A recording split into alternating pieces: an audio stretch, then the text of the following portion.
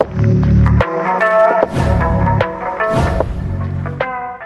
everyone, ready to make some positive changes in your life? Today we're talking about habits, the good ones that can make you thrive and the bad ones that can hold you back, especially when it comes to your money. Did you know there are 7 habits that can really mess up your finances according to teachings from the Bible? But don't worry, we're here to help you spot them and kick them to the curb. So grab a pen and paper, get cozy, and let's learn how to avoid these money traps. By the end of this video, you'll have the tools to build a brighter financial future. Don't forget to hit subscribe and give us a thumbs up if you're ready to take control of your money. Let's get started. Let's talk about the first habit that can lead to financial struggles. Praying a lot but not doing much. Here's the thing. Prayer is not just about praying. It's about praying and taking action. That's why it's called prayer, combining prayer and action. Many people pray with great faith but put in little effort. It's important to pray and trust in God while also working hard as if everything depends on you. Think about these verses from the Bible. When someone is suffering, they should pray, but when someone is cheerful, they should sing songs of praise. If someone is sick, they should call for the church elders to pray over them and anoint them with oil in the name of the Lord. Faith-filled prayers can heal the sick and bring forgiveness. The Bible also tells us to confess our sins and pray for each other for healing. Notice how prayer is connected to taking action. When you're learning about investing, it's really important to know about different ways to invest your money. If you want to buy a house someday, it's smart to learn about investing in things like stocks, real estate funds, which are like groups of properties you can invest in, and government bonds, which are loans you give to the government. But here's the thing, just praying isn't enough. It's also super important to start doing something about it and making plans. You can start by saving money regularly. And when you save money, you're not just keeping it safe, you're actually growing it. This can help you reach your goal of owning a home much faster. So, combining prayer with taking action, like learning about investments and saving money, can make a big difference in reaching your dream of owning a home. The second habit that keeps people poor is only thinking about the present.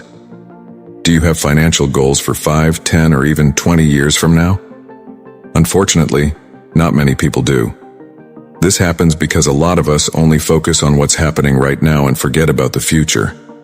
Many only make plans for the next year, like on New Year's Eve when people say, "This year I'll get a raise, start investing," and so on. It's not wrong to make New Year's plans, but it's a problem when we only think short-term. This short-sightedness can lead to difficulties later in life, especially in retirement, even for those who worked hard their whole lives. Just like crops, our finances need to be planned and nurtured before we can reap the rewards. Building a successful business, creating a financial safety net, and seeing investment results all take time. It's like the saying goes in Ecclesiastes 3:1, "There is a time for everything and a season for every activity under the heavens." But there's more to it. Only focusing on short-term goals can make us think we won't achieve much in 5 or 10 years. While it's good to plan for the next year, it's also important to think long-term. Just think about what you could accomplish in a decade. Owning a thriving business, buying your own home, achieving financial freedom. Big achievements don't happen overnight. Long-term goals require planning, nurturing, and patience before you can enjoy the rewards. The third habit that keeps people poor is spending all the money you earn. Imagine this scenario. You receive your paycheck, and before you know it, it's all gone. This is a reality for many people. Studies like the one conducted by the National Confederation of Shopkeepers, CNDL, have shown that a significant portion of the population, 67% of Americans in this case, spend every penny they earn. This behavior often stems from various factors, such as low wages, economic pressures, and a lack of financial education. Now you might think that it's understandable to spend everything when you're barely making ends meet. After all, how can you save when your income barely covers your expenses? However, this mindset can lead to a vicious cycle of financial insecurity. Without savings to fall back on, any unexpected expense, whether it's a medical emergency, car repair, or sudden job loss, can quickly spiral into a financial crisis. Here's where the wisdom of the Bible comes into play. Ecclesiastes 7:12 states that wisdom, like money, can serve as a form of protection. Just as you would build a shield to protect yourself physically, saving money acts as a shield against life's uncertainties.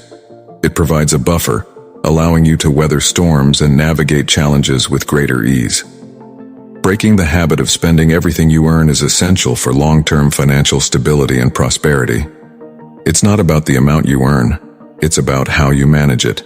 Even individuals with high incomes can fall into the trap of overspending if they don't prioritize saving. So how can you start saving, even on a tight budget? It begins with small steps. Allocate a portion of your income, no matter how modest, towards savings. It could be as little as $10 or $20 a month to start with. The key is consistency and discipline. By developing the habit of saving, you're laying the foundation for a more secure financial future. Remember, it's never too late to start building your financial resilience. Take control of your finances, break the cycle of spending everything you earn, and pave the way for a more prosperous life ahead. Let's break down the fourth habit that can harm your finances. Only buying things that drain your wallet, not fill it up. In a popular book called Rich Dad, Poor Dad by Robert Kiyosaki, he talks about a key idea: assets and liabilities. Assets are things that make you money, while liabilities are things that cost you money. It's simple. Assets bring in cash, liabilities take it out. For example, if you buy a fancy car just to impress others, it's a liability. But if you get that same car to use as a taxi and make money from it, then it's an asset. See the difference? Assets make you money, liabilities just cost you. Now let's think about something we all know. An iPhone. Is it an asset or a liability? Well, it depends. If you buy it just to look cool, it's a liability. But if you use it to create content and make money, like filming videos for social media, then it becomes an asset. Sadly, many people fall into the trap of only buying liabilities, things that just suck money from their pockets. Think clothes, gadgets, cars, games, stuff that doesn't bring in any cash. Here's the thing. If you focus on buying assets instead of liabilities, you'll build wealth over time. It's like a snowball effect. You buy assets, they make you money, then you buy more assets, and the cycle continues. But if you keep buying liabilities, you'll struggle. You'll find yourself trapped in what Kiyosaki calls the rat race. You work hard, spend on things that don't make you money, then have to work even harder to keep up. It's a cycle that leads to financial trouble. The Bible even talks about being wise with your spending. It says, "Why spend money on things that don't satisfy?" Isaiah 55:2. Instead, it suggests focusing on what truly brings value. So here's the advice. Save part of your income to buy assets, things that make you money. Invest in things like rental properties, stocks, or real estate funds. By doing this, you'll steer clear of financial struggles and move towards a brighter financial future. The fifth bad habit that makes people poor is getting into debt. Many folks like to buy things using installment plans, where they pay a little bit over time with added interest. But here's the problem. Nowadays, it's super easy to borrow money. If you want to fix up your house, get a new car, or buy a phone but don't have cash, no worries.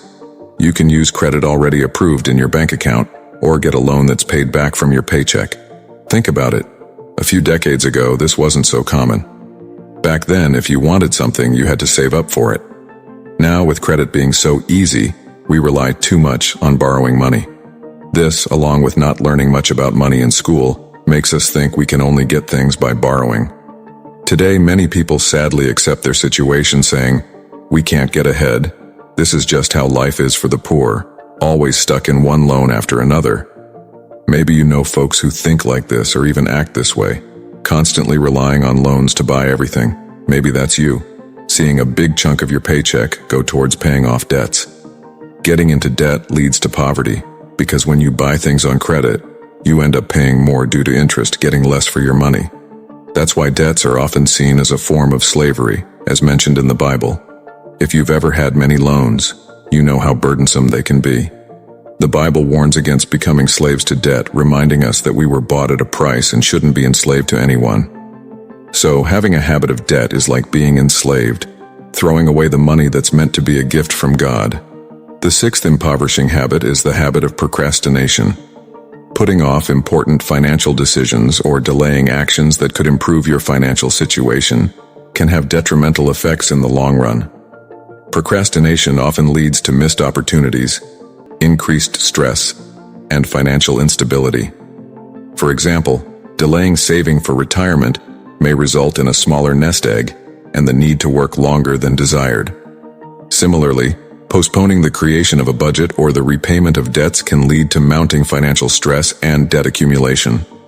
Overcoming the habit of procrastination requires discipline, organization, and a commitment to taking proactive steps towards financial goals. The seventh impoverishing habit is the habit of overspending on non-essential items. This habit involves prioritizing immediate gratification over long-term financial security. While occasional indulgences can be enjoyable, consistently overspending on non-essential items can lead to financial strain and prevent you from achieving your financial goals. To overcome this habit, it's essential to differentiate between needs and wants, create a budget that prioritizes essential expenses, and exercise self-discipline when it comes to discretionary spending. Developing healthy spending habits and practicing mindful consumption can help you live within your means and build a more secure financial future. These are the 7 acts that can lead to financial poverty, and not practicing them would be like praying without acting. So start acting to change your habits today. If you've watched this video until here, then comment. The secret to prosperity is in the Bible. I recommend you watch the next video in our series. Don't hesitate to share this video, subscribe to our channel, and share your thoughts in the comments section. Thanks for watching.